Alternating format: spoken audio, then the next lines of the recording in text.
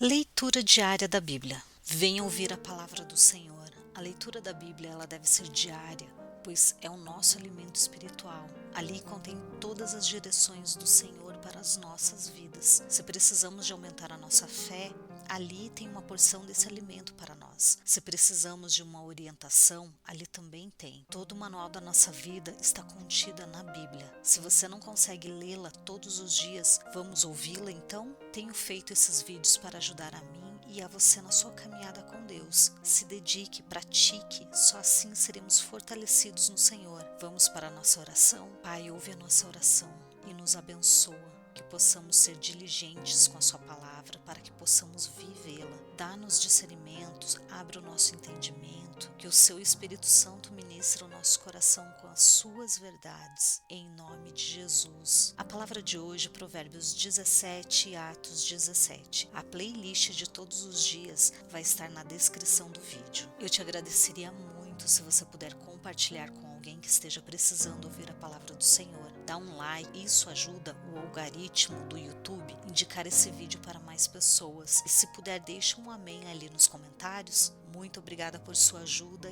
e vamos lá abençoar? Provérbios capítulo 17. Melhor é um pedaço de pão seco com paz e tranquilidade do que uma casa onde há banquetes e muitas brigas. O servo sábio dominará sobre o filho de conduta vergonhosa e participará da herança como um dos irmãos. O crisol é para a prata e o forno é para o ouro, mas o Senhor prova o coração. O ímpio dá atenção aos lábios maus, o mentiroso dá ouvido à língua destruidora. Quem zomba dos pobres mostra desprezo pelo Criador deles. Quem se alegra com a desgraça não ficará sem castigo. Os filhos dos filhos são uma coroa para os idosos, e os pais são o orgulho dos seus filhos. Os lábios arrogantes não ficam bem ao insensato, muito menos os lábios mentirosos ao governante. O suborno é um recurso fascinante para aquele que o oferece. Aonde quer que vá, ele tem sucesso. Aquele que cobre uma ofensa promove amor, mas a quem lança em rosto separa bons amigos. A repreensão faz marca mais profunda no homem de entendimento do que 100 açoites no tolo. O homem mau só pende para a rebeldia, por isso um oficial impiedoso será enviado contra ele. Melhor é encontrar uma ursa da qual roubaram os filhotes do que um tolo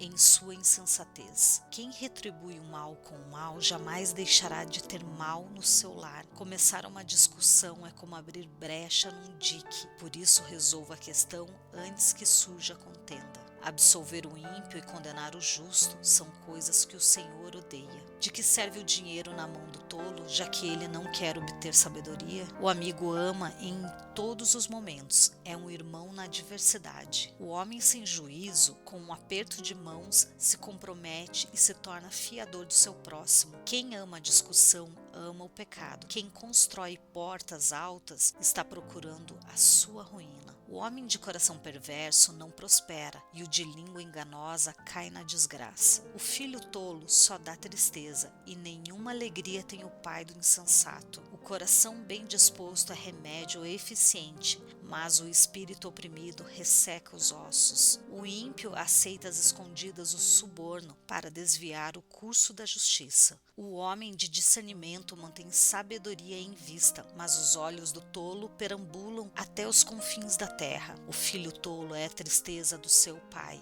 e a amargura daquela que o deu à luz. Não é bom castigar o inocente, nem açoitar quem merece ser honrado. Quem tem conhecimento é comedido no falar, e quem tem entendimento é de espírito sereno. Até o insensato passará por sábio se ficar quieto, e se contiver a língua, parecerá que tem discernimento. Atos capítulo 17. Tendo passado por Anfípolis e Apolônia, chegaram a Tessalônica, onde havia uma sinagoga judaica. Segundo seu costume, Paulo foi à sinagoga e por 3 sábados discutiu com eles com base nas Escrituras, explicando e provando que o Cristo deveria sofrer e ressuscitar dentre os mortos, e dizia: esse Jesus que lhes proclamo é o Cristo. Alguns dos judeus foram persuadidos a se unirem a Paulo e Silas, bem como muitos gregos tementes a Deus, e não poucas mulheres de alta posição. Mas os judeus ficaram com inveja, reuniram alguns homens perversos dentre os desocupados e com a multidão iniciaram um tumulto na cidade. Invadiram a casa de Jason em busca de Paulo e Silas, a fim de trazê-los para o meio da multidão. Contudo, não os achando, arrastaram Jason e alguns outros irmãos para diante dos oficiais da cidade, gritando: "Esses homens que têm causado alvoroço por todo o mundo agora chegaram aqui." E Jason os recebeu em sua casa, todos eles agindo contra os decretos de César, dizendo que existe um outro rei chamado Jesus. Ouvindo isso, a multidão e os oficiais da cidade ficaram agitados. Então receberam a Jason e dos outros a fiança estipulada e os soltaram. Logo que anoiteceu, os irmãos enviaram Paulo e Silas para Bereia. Chegando ali, eles foram à sinagoga judaica. Os bereanos eram mais nobres do que os tessalonicenses, pois receberam a mensagem com grande interesse, examinando todos os dias as Escrituras para ver se tudo era assim mesmo. E creram muitos dentre os judeus, bem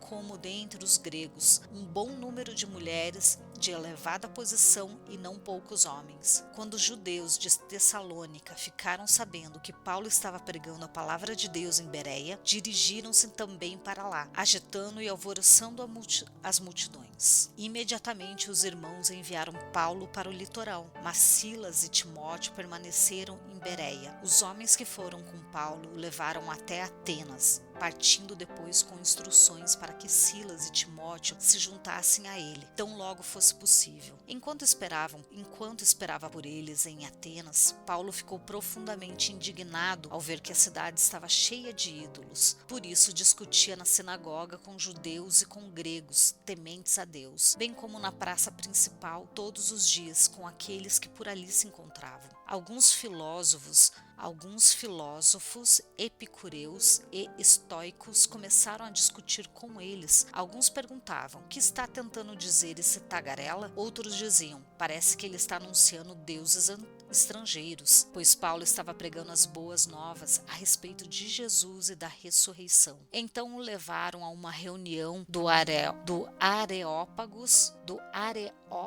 onde lhes perguntaram: "Podemos saber que novo ensino é esse que você está anunciando? Você está nos apresentando algumas ideias estranhas e queremos saber o que elas significam." Todos os atenienses estrangeiros que ali viviam não cuidavam de outra coisa senão falar ou ouvir as últimas novidades. Então Paulo levantou-se na reunião do Areópago e disse: "Atenienses, vejo que em todos os aspectos vocês são muito religiosos, pois andando pela cidade observei cuidadosamente seus objetos de culto e encontrei até um altar com esta inscrição: ao Deus desconhecido. Ora, o que vocês adoram, apesar de não conhecerem, eu lhes anuncio. O Deus que fez o mundo e tudo que nele há é o Senhor do céu e da terra, e não habita em santuário feitos por mãos humanas. Ele não é servido por mãos de homens, como se necessitasse de algo, porque ele mesmo dá a todos a vida, o fôlego e as demais coisas. De um só fez ele todos os povos, para que povoassem toda a terra, tendo determinados tempos anteriormente estabelecidos e lugares exatos em que deveriam habitar. Deus fez isso para que os homens o buscassem e talvez tateando pudessem encontrá-lo, embora não esteja longe de cada um de nós, pois nele vivemos, nos movemos e existimos. Como disseram alguns dos poetas de vocês, também somos descendência dele. Assim, visto que somos descendência de Deus, não devemos pensar a divindade é semelhante a uma escultura de ouro, prata ou pedra,